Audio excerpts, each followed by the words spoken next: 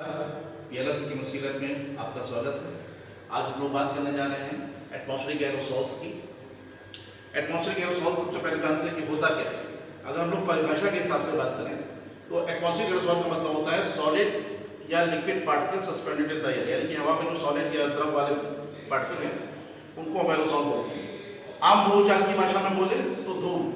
हम सभी जानते हैं कि धूल हर जगह हम लोग देखते हैं। हम लोग के घरों में, हम लोग के सोफे पे, पंखे पे, टीवी पे, हर जगह पे हमको धूल दिखाई पड़ती है। तो सवाल आता है कि ये धूल कहाँ से आती है, कहाँ कहाँ, मतलब इसके सोर्स क्या क्या है। तो अगर हम इनके सोर्सेस के बारे में बात करेंगे तो इनके सोर्स प्राकृतिक भी हो सकते हैं और मानव जनित भी हो सकते हैं। अगर हम लोग प्राकृतिक सोर्स की बात करें तो समुद्री लवण, जैसे अगर हम लोग कभी भी जो है कहीं बीच वगैरह में जाते रहते हैं, हम लोग के हाथ में जो है वो साल्ट जैसा आ जाता है, वो समुद्र से वो उसके लवण उड़ के हमारे पास आते हैं, वो एक प्राकृतिक सोर्स हुआ। रेगिस्तानी धूल, हवा से धूल के आती है, वो हुआ। ज्वालामुखी विस्फोट होता है तो खूब सारा एक साथ एरोसॉल हवा में डालता है, या कहीं जंगलों में आग लगी तो वो सब प्राकृतिक सोर्स है। मानव जनित की अगर हम लोग बात करें तो जैसे थर्मल पावर प्लांट या वाहनों से निकलने वाला धुआं, या पराली जलाई जाती है, या लोग कंडे या लकड़ी जला के खाना बनाते हैं, ये सब जो है सोर्स हैं, ये है आपके मानव जनित सोर्स। तो इन सोर्सेज से एरोसॉल हवा में आते हैं। इनकी अगर हम साइज की बात करें तो इनका साइज वेरी करता है 1 नैनोमीटर से और 10,000 नैनोमीटर तक। वो डिपेंड करता है कि किस तरह के सोर्स से आ रहा है, उसके हिसाब से उसका साइज डिपेंड करता है। फिर एक बार हो गया बात कि ये जितने भी नॉन सोर्सेज बोले, इसमें से जो पार्टिकल सीधे सीधे आते हैं उनको बोलते हैं प्राइमरी पार्टिकल। इनमें से बहुत सारे सोर्सेज गैस में निकलते हैं। वो गैसेस हो सकती हैं sulphur dioxide, nitrogen oxides, ammonia या VOCs, वोलेटाइल ऑर्गेनिक कार्बन। ये कैसे आपस में केमिकल प्रक्रियाएं करके और एरोसॉल बनाती हैं, तो उनको बोलते हैं सेकेंडरी एरोसॉल। अब वो प्राइमरी हो या सेकेंडरी हो, एक बार वो हवा में आ गए तो जहां जहां हवा जाएगी ये एरोसॉल भी जाएंगे, तो पूरी दुनिया में वो हवा के साथ एरोसॉल घूमते रहते हैं। फिर बात आती है कि ठीक है, हवा में एरोसॉल है तो हमको क्या फर्क पड़ता है। तो अब हम लोग थोड़ी सी बात करते हैं कि हमको क्या फर्क पड़ता है उससे। सबसे बड़ी बात है कि वो हम लोग के हेल्थ को इफेक्ट करते हैं। कैसे? जब हम लोग सांस लेते हैं तो हवा के पार्टिकल एरोसॉल हमारे सांस के साथ अंदर जाते हैं, और जब हम लोग सांस छोड़ते हैं वो बाहर भी निकलते हैं, लेकिन उनका कुछ हिस्सा हमारे फेफड़ों के अंदर वाली जो त्वचा है उन पर रुक जाता है, वो वहाँ पे उनसे ये कर सकता है।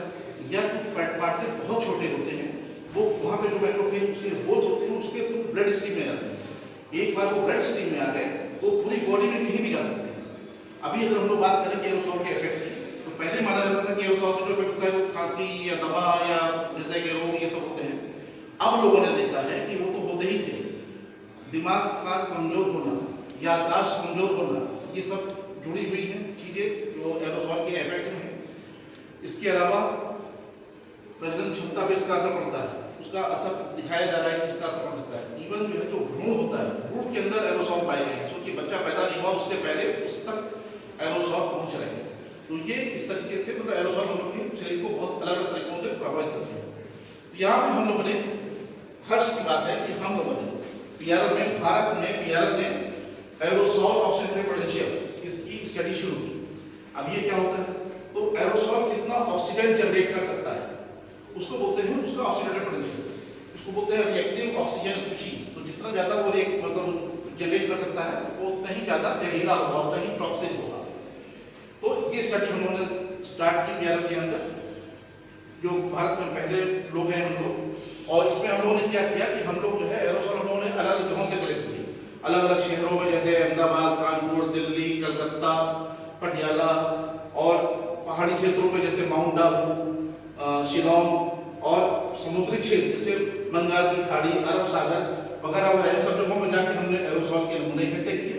वहां से लैब में लेके आए, उनको हम लोगों ने उसमें ऑक्सीडेटिव पोटेंशियल मेजर किया, और साथ में अलग अलग केमिकल जो उसके स्पीशीज होते हैं वो मेजर किए, और तब ये पहचानने की कोशिश की कौन से स्पीशीज जो है जिनकी वजह से ये ऑक्सीडेटिव पोटेंशियल ज्यादा होता है या कम होता है। तो ये हम लोगों ने स्टार्ट किया, और हम लोग का जो नतीजा है उसमें खास ये हम लोगों ने देखा कि जो बायोमास बर्निंग से जो पार्टिकल्स आते हैं या फॉसिल फ्यूल के जो पार्टिकल आते हैं, यानी कि जो कंबशन सोर्स जलाने से जो पार्टिकल आते हैं, सबसे ज्यादा नुकसानदायक वाले होते हैं। और नेचुरल सोर्स से जो आ रहे होते हैं, जो रेगिस्तानी धूल की बात कर रहे थे या समुद्री लवण की बात कर रहे थे, उनका ऑक्सीडेटिव पोटेंशियल बहुत कम होता है। तो हम लोग को ध्यान रखना है कि किस तरह के सोर्सेज इंपॉर्टेंट होते हैं। यहाँ पे एक और खास बात जो हमने बताई कि अभी जब हम लोग एयर क्वालिटी इंप्रूव करने की बात करते हैं तो बात करते हैं कि कॉन्सेंट्रेशन कम कर दी जाए। कॉन्सेंट्रेशन कम कर सकते हैं, ठीक है, लेकिन उस कॉन्सेंट्रेशन में जो जहरीले पदार्थ हैं उनको कम करना जरूरी है। इसकी अगर हम लोग टेक्नोलॉजी देखें कि मान लीजिए कि आप बहुत खाना खाते हैं, आप दाल चावल रोटी सब्जी लेते हैं, साथ में समोसा पिज्जा रसगुल्ले सब कुछ लेते हैं, आपसे कहा डॉक्टर ने खाना कम कर दो, तो आपने दाल चावल रोटी हटा दिया, बाकी चीजें खा रहे हैं, तो उससे आपकी सेहत को फायदा नहीं होने वाला है। आपको देखना है कि आपको शरीर को कौन सी चीज नुकसान पहुंचाती है और उन्हें कम करना है। तो वही चीज हम लोग बता रहे हैं कि एरोसोल में खाली एरोसोल की कॉन्सेंट्रेशन कम करने से नहीं होगा, आपको पहचानना होगा कि कौन से ऐसे तत्व हैं जो ज्यादा पॉजिटिव पोटेंशियल वाले हैं, खास तौर से उनको पहचानिए और उनके सोर्सेज जो है उनको कम कीजिए, तब आपका एक्चुअल में लाभ होगा एयर क्वालिटी इंप्रूव करने के लिए। अगर आप एरोसोल की कॉन्सेंट्रेशन कम कर रहे हैं तो ये बात होगी हम लोग की कि एरोसोल का इफेक्ट हेल्थ पे कैसे होता है। इसके अलावा अगर हम लोग और बात करें तो एरोसोल न सिर्फ हम लोग की हेल्थ को इफेक्ट करते हैं, बल्कि हमारी पृथ्वी के ये पर्यावरण को भी इफेक्ट करते हैं, पृथ्वी के स्वास्थ्य को भी इफेक्ट करते हैं। कैसे? एक ये जो है बादलों के बीच के रूप में काम करते हैं। बादल नहीं बनेंगे अगर एरोसोल ना हो। बादल बनने के लिए एरोसोल जरूरी है, तो जो भी ह्यूमिडिटी है वहाँ पे उसे कंडेंस होने के लिए सरफेस सही होता है, तो एरोसोल प्रोवाइड करते हैं। लेकिन उसी समय पे अलग अलग एरोसोल की प्रकृति अलग अलग होती है। कुछ एरोसोल ऐसे होते हैं कि बहुत ज़्यादा ह्यूमिडिटी अपने पास रख लेते हैं, उससे प्रेसिपिटेशन बढ़ सकता है। कुछ ऐसे होते हैं जो उन वाटर वेपर को दूर दूर कर सकते हैं, उससे प्रेसिपिटेशन कम हो सकता है। यानी कि ये जो एरोसोल का असर बादलों के ऊपर है, ये बारिश के ऊपर है, ये दोनों तरह का हो सकता है। वो बढ़ा भी सकता है, वो घटा भी सकता है। अगेन इसमें डिपेंड करता है कि उसमें कौन से रासायनिक तत्व हैं। इसके अलावा ये जो पृथ्वी का तापमान है उसको भी कंट्रोल करते हैं। हम लोग सभी जानते हैं CO2 के बारे में, वो एक ग्रीन हाउस गैस है और वो पृथ्वी को गर्म करने की मतलब की मूल वजह वही है। लेकिन एरोसोल ऐसे होते हैं कि वो इसका उल्टा काम कर सकते हैं। जैसे CO2 पृथ्वी को गर्म करती है, एरोसोल उसको ठंडा कर सकते हैं। लेकिन जो वो डिपेंड करता है कि उसका कंपोजिशन क्या हो, किससे मिलकर बने हुए हैं।